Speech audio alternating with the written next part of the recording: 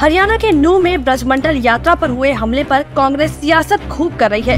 हिंसा से पहले ही एक कांग्रेसी विधायक की विधानसभा में दी धमकी वायरल हो रही थी। क्या डराना चाहता है ये मेवातियों को कि मैं इतना बड़ा आदमी हूँ? अब के मंत्री याद रखना, ये मेवात गया, इसकी प्यार सी ना फोड़ी तो मेवात के हमसे कौन कहेगा? इसने बहुत आतंक उठा लिया मेवात में, 3 लड़कों की हमारी जान ले ली है इसने। लेकिन पीड़ितों के आंसू पोंछने से पहले उनका धर्म पूछने वाले इस बार सियासी पर्यटन नहीं करेंगे, क्योंकि हिंसा का शिकार हुए लोगों से हमदर्दी कांग्रेस के एजेंडे में फिट नहीं बैठती। राहुल, प्रियंका, ममता, केजरीवाल, ओवैसी और अखिलेश कोई सियासी पर्यटन नहीं करेगा, लेकिन ट्रेन में एक मानसिक रोगी द्वारा की गई हत्याओं को इन्होंने तुरंत धार्मिक रंग दे दिया। सोचिए, अगर ये धर्म विशेष की यात्रा होती और उसके साथ कोई अप्रिय घटना हो जाती तो अब तक राहुल के साथ साथ गठबंधन के कई नेता पॉलिटिकल टूर कर चुके होते। जो अब सिर्फ ट्वीट करके ही काम चला रहे हैं, वो लोग विदेशी समाचार पत्रों में बड़े बड़े आर्टिकल्स लिख चुके होते। लेकिन बात केवल नूह तक सीमित नहीं है, इन गिरदों के दोगलेपन की लिस्ट बहुत लंबी है। बंगाल में गणतंत्र का बोलबाला, किसी ने मुंह नहीं खोला। पश्चिम बंगाल में पंचायत चुनाव में गणतंत्र का बोलबाला रहा। कई कांग्रेसी कार्यकर्ताओं के साथ भी मारपीट की गई। एक कांग्रेस कार्यकर्ता की तो हत्या का भी आरोप लगा।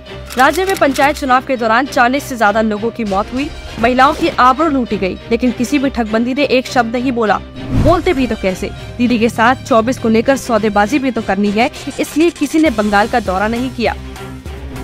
राजस्थान में बवाल, ठगबंदी नहीं करेंगे सवाल। कांग्रेस शासित राजस्थान में पिछले कुछ महीने से ही 5 जिलों में सांप्रदायिक घटनाएं हुई। करौली, अलवर, जोधपुर, भीलवाड़ा के बाद हनुमानगढ़ में झड़प हुई, लेकिन एक बार भी राहुल, ममता, अखिलेश और केजरीवाल का मन पीड़ितों से मिलने का नहीं हुआ। गहलोत सरकार ने राजस्थान के जैसलमेर में पाकिस्तान से आए हिंदुओं का आशियाना मिनटों में उजाड़ दिया। वहीं बेटियों को न्याय दिलाने की बात करने वाले राहुल की कांग्रेस ने राजस्थान को दुष्कर्म और महिलाओं के प्रति हिंसा में देश में नंबर 1 तक पहुंचा दिया है। लेकिन कोई भी राजनीतिज्ञ एक बार भी राजस्थान में पीड़ितों से मिलने नहीं गया। छत्तीसगढ़ में हिंसा, राजनीतिक मक्कार चुप। छत्तीसगढ़ के बेमेतरा जिले के बिरनपुर गांव में सांप्रदायिक हिंसा हुई। 2 समुदाय के बीच जमकर पथराव हुआ, लाठियां चली, तलवार से हमले किए गए। एक युवक की मौत हो गई। कई पुलिसकर्मियों के साथ साथ स्थानीय लोग भी घायल हो गए। इलाके में कई दिन तक तनाव रहा, लेकिन कोई भी पीड़ितों से मिलने नहीं गया।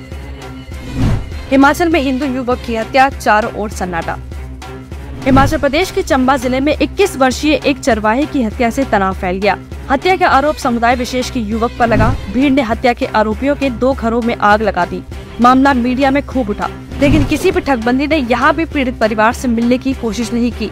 अगर इसका उल्टा होता तो सबसे पहले राहुल गांधी, ओवैसी और केजरीवाल पहुँच जाते। हत्या हिंदू की हुई थी और हिमाचल में कांग्रेस की सरकार है, तो किसी ने पीड़ितों से मिलना जरूरी नहीं समझा।